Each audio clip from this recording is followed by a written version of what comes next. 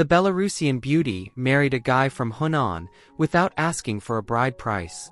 What has happened now? On May 20, 2018, a wedding in Luoyang was filled with guests, as the bride was a Russian beauty. Everyone was eager to catch a glimpse of this Russian supermodel and wondered what extraordinary qualities the groom must have to make a Russian supermodel travel across countries and marry him. The groom, Gao Yang, is from Luoyang, Hunan. His family was relatively well off in Luoyang. After graduating from high school, Gao Yang went to Russia for further study, just under the age of 20. In the unfamiliar land of Russia, Gao Yang felt very lonely and uncomfortable. From food to lifestyle, many aspects made it difficult for him to adjust.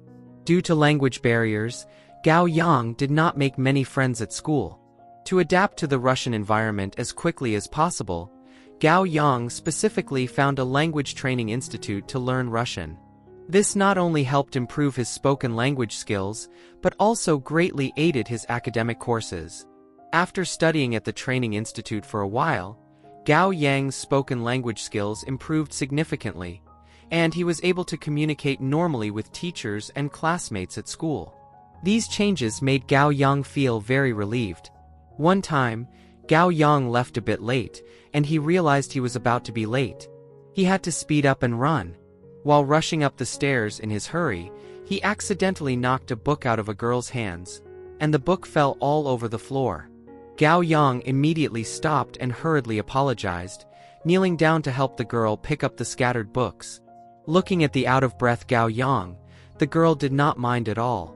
Instead, she generously told Gao Yang, "It's fine, hurry up and go to class." Gao Yang looked up to thank her, but when he looked up he was stunned. The girl before him had fair skin, a high nose, blue eyes, and was nearly as tall as Gao Yang.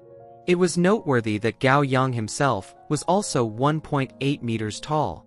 The girl smiled and said goodbye to Gao Yang, and that smile immediately stole Gao Yang's heart. This must have been what they meant by love at first sight. The whole morning, Gao Yang could not stop thinking about the beautiful girl's face. He didn't hear what the teacher was saying in class at all. After class, as Gao Yang packed his things and was ready to go home, he unexpectedly saw the Russian beauty sitting in the next classroom. It turned out that she was a student in the English training class. When she saw Gao Yang looking at her from outside the window, the tall beauty smiled at him. That glance made Gao Yang fall even deeper into his feelings for her.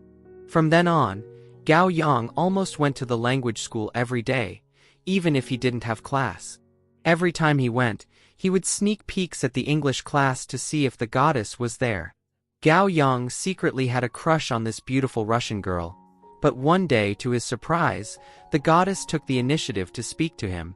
Gao Yang went to class as usual and unexpectedly ran into the goddess at the stairs.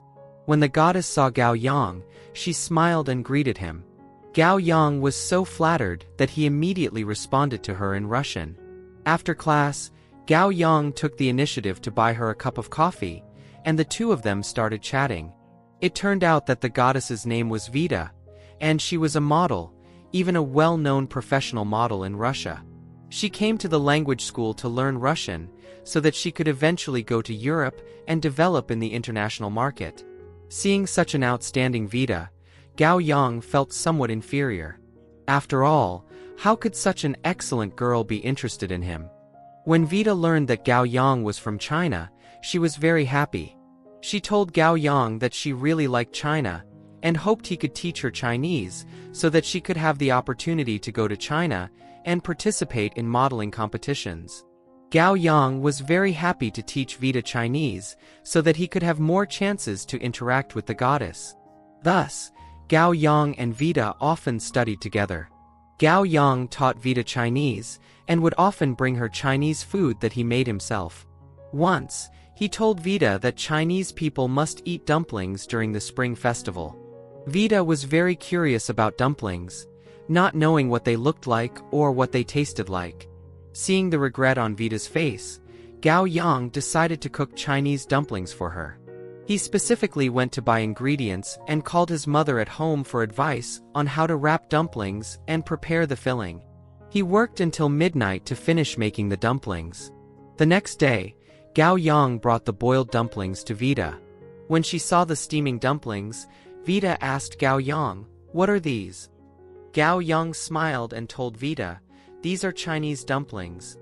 After learning that Gao Yang had spent the whole night preparing the dumplings just to let her taste authentic Chinese dumplings, Vida was deeply moved. She hugged Gao Yang and kissed him on the forehead. This was a Russian gesture, and the goddess's kiss nearly took Gao Yang's breath away. The happiness came so suddenly that Gao Yang almost couldn't handle it. The atmosphere was so intimate, yet Gao Yang hesitated to express his feelings for Vida. He was afraid of being rejected because such an excellent girl certainly had no shortage of admirers. Among the many admirers, Gao Yang was not the most prominent one, so he did not dare to confess his feelings rashly. But Vida did not think this way. After eating the dumplings that Gao Yang made for her, Vida gradually became attracted to this Chinese boy. No man had ever cared so much about every word she said. Vida realized that she had fallen for Gao Yang, and since she liked him, she decided to speak her feelings out loud. As expected of a girl from the fighting nation, Vida confessed in a way unlike other cultures. The next day, she directly found Gao Yang, hugged him, and whispered in his ear, "Gao Yang, I like you. Let's be together."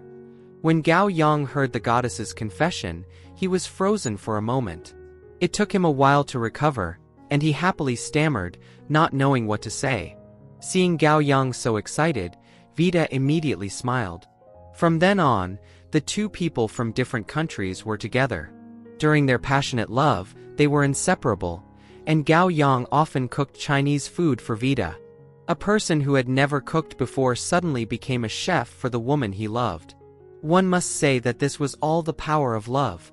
Years passed, and Gao Yang was about to complete his studies. After finishing his studies, Gao Yang was about to return to China. Gao Yang was very troubled, because once he returned to China, he would have to part with Vida. He didn't want to be separated from Vida, so he wondered what to do. Vida noticed that Gao Yang was absent-minded every day, and immediately guessed what was on his mind. She took the initiative to talk to Gao Yang about it. Vida told Gao Yang that wherever he went, she would go with him, and they would never be apart. Moved by Vida's thoughts, Gao Yang immediately proposed to her, asking her to marry him and promising to love and care for her for the rest of his life. Vida happily accepted Gao Yang's proposal, and they became a married couple. The two of them planned to tell their good news to Vida's parents and friends. Vida's parents respected their decision, and even held a wedding for them in their hometown. Gao Yang talked to his in-laws about Chinese customs, such as giving the bride's family a bride price and gold jewelry. He asked how much bride price they needed. To his surprise, Vida's parents had never heard of such customs. They told Gao Yang that they did not want a single penny as bride price. They only hoped that Gao Yang would love and take good care of their precious daughter in the future. Seeing such understanding and reasonable in-laws, Gao Yang solemnly promised them that he would love and take care of Vida with his life in the future. In 2018, Gao Yang brought Vida back to China. Gao Yang's parents were very fond of their tall, beautiful daughter-in-law and were eager to prepare the wedding. On the wedding day, when Vida saw the grand and lively scene and the exquisite traditional Chinese wedding dress, she felt both happy and amazed. At the wedding, Gao Yang's relatives and friends looked at the beautiful Vida and exclaimed, "Gao Yang's family must have really good fortune to have found such a wonderful wife." After the wedding, Gao Yang often took Vida on trips to enjoy the beautiful scenery and taste local delicacies. After arriving in China, Vida gave up her career as a model, which was indeed a pity. However, Vida did not feel regretful. If given the chance to choose again, she would still choose to abandon her previous career and follow Gao Yang to China. After giving up modeling, Vida opened a Russian restaurant in Luoyang, which was reportedly quite successful. Vida reflected on her life and felt very fortunate. She had her own career and a loving husband, and she was much happier than when she was struggling alone in Russia. 我老公非说是我追他，但是我很怀疑我被套路了。Until today, my husband insists that it was I who took the initiative to pursue him. But now, I really suspect that I was tricked into this. I remember back then when you went on a business trip to Belarus. The first time we met, I was responsible for translating for a business team. That day, he was wearing a green shirt and a hat, looking very stylish. That green shirt still hangs in my home, although he can no longer fit into it. I can't bring myself to throw it away. Sometimes, I even wear it occasionally. Thinking back to those days, they were truly sweet. My husband says that when he first met me, he told his colleague, "This is the most beautiful woman I've ever seen in my life." Now, many of my friends ask me if I can introduce a Belarusian wife to them. But I tell them, it's really hard to have such a fate. But looking back, can we say it was love at first sight? The first time we met, he really did find some trivial topics to talk to me about.